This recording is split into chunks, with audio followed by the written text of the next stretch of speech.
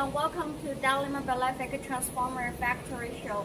So besides me is a substation transformer with the high voltage diaphragm to high voltage bushings. This is for the purpose to connect it with the high voltage switch gears. And follow me. So we have different gauges and indicators here.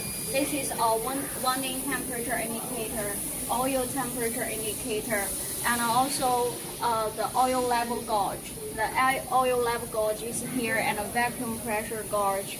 And we have a CT. This is a pocket to output the CT and with the winding temperature indicator to show the number. As you can see now, the winding temperature is 26 degrees. Here we have 10 holes, low LV bushings here, and with air terminal chamber. Now you see it's without radiators. After install the radiators, you will see the shaft will be much bigger.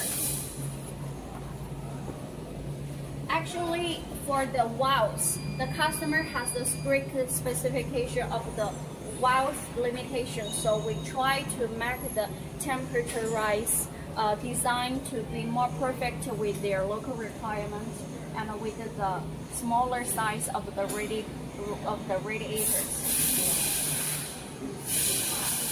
So we hope you like this style of the substation transformers. I will see you next time.